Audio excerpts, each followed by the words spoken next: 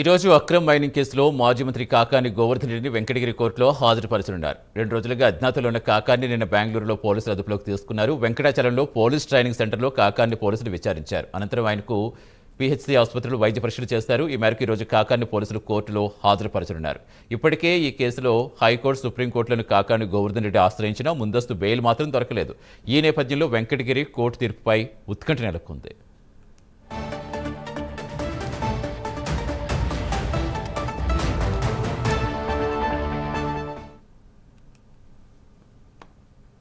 అక్రమ మైనింగ్ కేసులో మాజీ మంత్రి కాకాని గోవర్ధన్ రెడ్డిని వెంకటగిరి కోర్టులో హాజరుపరచనున్నారు. 2 నెలలుగా అజ్ఞాతంలో ఉన్న కాకాని నిన్న పోలీసులు అదుపులోకి తీసుకున్నారు. పూర్తి సమాచారం ఇచ్చేందుకు మా కరెస్పాండెంట్ నరేష్ జరుగుతున్న. నరేష్, మొత్తానికి 2 నెలలుగా ఆచూకీ లభ్యం కాకపోయినా నిన్న ఆచూకీ కనుక్కుని ఆల్రెడీ ఇమీడియట్గా తల్లించిన విషయం తెలుస్తుంది. ఇప్పుడు ఏ టైంకి కోర్టులో హాజరుపరచబోతున్నారు, ఏం చెప్తున్నారు పోలీసులు?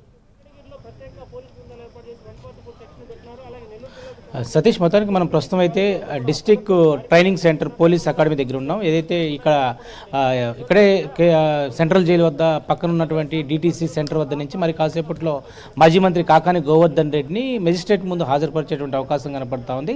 అయితే పొదలకూరు పిఎస్లో నమోదైనటువంటి కేసు నేపథ్యంలో పొదలకూరుకు సంబంధించినటువంటి మెజిస్ట్రేట్ గూడూరుకు వస్తుంది. అయితే గూడూరుకు సంబంధించినటువంటి మెజిస్ట్రేట్ లీవ్ ఉండడంతో గూడూరుకు మెజిస్ట్రేట్ లేకపోవడంతో మాజీ మంత్రి కాకాని గోవర్ధన్ రెడ్డిని వెంకటగిరి మేజిస్ట్రేట్ ముందు కూడా హాజరుపరిచేటువంటి అవకాశాలు కనపడుతున్నాయి. ఈ నేపథ్యంలోనే భారీ బందోబస్తు నడుమ కాకాని గోవర్ధన్ రెడ్డి కోర్టుకు మేజిస్ట్రేట్ ముందు ఆయన ఏదైతే తీసుకొచ్చే ప్రయత్నం చేస్తూ ఉన్నారు. అయితే ప్రస్తుతం మనం డిటీసీ వద్ద ఉన్నాం, ఏదైతే డిస్ట్రిక్ట్ ట్రైనింగ్ సెంటర్ వద్ద ఉన్నాం, పోలీసు ట్రైనింగ్ సెంటర్. అయితే ఇక్కడ ఈ ప్రాంతం అంతా కూడా కట్టుదిట్టమైనటువంటి భద్రత నడుమ కాకాని గోవర్ధన్ రెడ్డిని మరి కాసేపట్లోనే తీసుకెళ్లేటువంటి ఏదైతే ఉన్నట్టుగా తెలుస్తూ ఉంది. ఎందుకంటే పోలీసులంతా కూడా ఇక్కడికి భారీ ఎత్తున వచ్చారు. ఎవరైతే వైఎస్ఆర్సీపీ శ్రేణులు భారీ ఎత్తున ఇక్కడికి వస్తారేమనే ఉద్దేశంతో ఎక్కడికెక్కడ కూడా కట్టుదిట్టమైనటువంటి భద్రతను తీసుకువస్తున్నారు. అయితే మాజీ మంత్రి కాకాని గోవర్ధన్ రెడ్డి ఇప్పటికే మైనింగ్ సంబంధించినటువంటి అక్రమ మైనింగ్ కేసులో దాదాపు 250 కోట్లు అక్రమంగా రుస్తుం మైన్స్ నుంచి తరలి వెళ్ళిందంటూ కూడా ఎవరైతే బాలాజీ నాయక్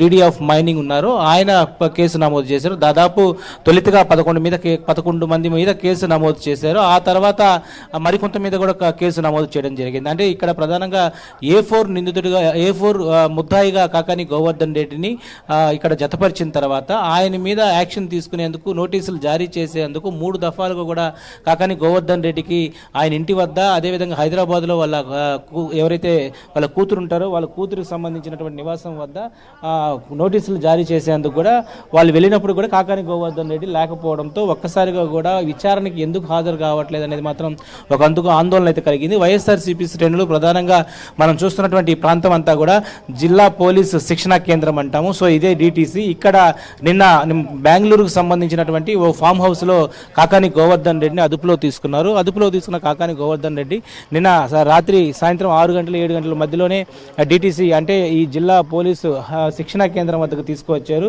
నిన్న కూడా పోలీసుల్లో విచారణ అయితే చేపట్టారు. విచారణ పూర్తయిన తర్వాత ఏదైతే ఈరోజు ఉదయాన్నే తెల్లవారుజామున 3 నుంచి 4 గంటల మధ్యలో పొదలకూరు ఏదైతే వెంకటాచలం సంబంధించినటువంటి పిహెచ్సిలో వైద్య పరీక్షలు కూడా చేశారు. వైద్య పరీక్షలు పూర్తయిన తర్వాత మెజిస్ట్రేట్ ముందు కాసేపటి క్రితమే మరి కాసేపట్లో కూడా ఇక్కడ నుంచి తీసుకెళ్లేటువంటి ఏదైతే ఏర్పాట్లు కూడా పూర్తి చేశారు. వెంకటగిరికి సంబంధించినటువంటి కోర్టు మెజిస్ట్రేట్ ముందు హాజరుపరిచిన తర్వాత కాకాని గోవర్ధన్ రెడ్డికి ఎలాంటి అంటే రిమాండ్కి పంపిస్తారా ఏంటనే దాని మీద కూడా పూర్తి వివరాలు తెలియాల్సిందే. అయితే ఒకవైపు జిల్లాకు సంబంధించినటువంటి వైఎస్ఆర్సీపీ శ్రేణులంతా కూడా కాకాని గోవర్ధన్ రెడ్డి అక్రమ అరెస్టును కూడా అడ్డుకునేందుకు ప్రయత్నాలు చేస్తున్నారు. ఇప్పటికే పోలీసు అంతా కూడా కట్టుదిట్టమైనటువంటి ఏదైతే పూర్తి బందోబస్తును అయితే ఏర్పాటు చేసుకున్నారు. ప్రస్తుతం వెంకటాచలం సంబంధించినటువంటి పోలీసు శిక్షణ కేంద్రం ఎక్కడైతే ఉందో ఆ శిక్షణ కేంద్రం వద్దకు భారీ ఎత్తున కూడా కార్యకర్తలు రాకుండా కూడా ఎక్కడికెక్కడ కూడా కట్టడి చేస్తూ ఉన్నారు. మైనింగ్ సంబంధించినటువంటి కేసులు అంటే దాదాపు కూడా గత 5 సంవత్సరాల కాలంలో మైనింగ్ అనేది ఇక్కడ అక్రమంగా తరలి వెళ్ళింది. దాదాపు 100 కోట్ల రూపాయలు ఇక్కడ ఏదైతే మాజీ మంత్రులు ఎవరైతే ఉన్నారో వాళ్ళు బినామీలు, అదేవిధంగా వాళ్ళ యొక్క ఆధ్వర్యంలోనే అక్రమ రవాణా జరిగిందంటూ కూడా అనేక ప్రచారాలు వచ్చినప్పటికీ కూడా వాటన్నిటి మీద కూడా డీడీ మైనింగ్ అయ్యిండొచ్చు. మరి ప్రభుత్వం సంబంధించినటువంటి అధికారులంతా కూడా కట్టుదిట్టమైనటువంటి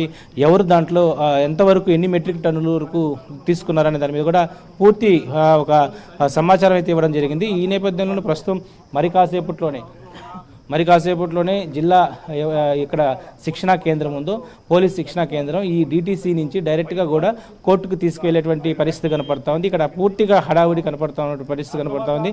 మరి కాసేపట్లోనే వెంకటగిరి కోర్టుకు మేజిస్ట్రేట్ ముందుకు తీసుకెళ్లిన తర్వాత కాకాని గోవర్ధన్ రెడ్డి ఎన్ని రోజుల పాటు కస్టడీ తీసుకోబోతున్నారు, ఎక్కడ ఏ జైలుకి వచ్చేటువంటి అవకాశం ఉంది, ఇటు నెల్లూరు లేకపోతే కడప లేదా అనంతపూర్ ఈ సెంట్రల్ జైలు వద్దకు తీసుకెళ్లేటువంటి పరిస్థితి కనపడుతున్నటువంటి పరిస్థితి Satish. Right, thank you Naresh.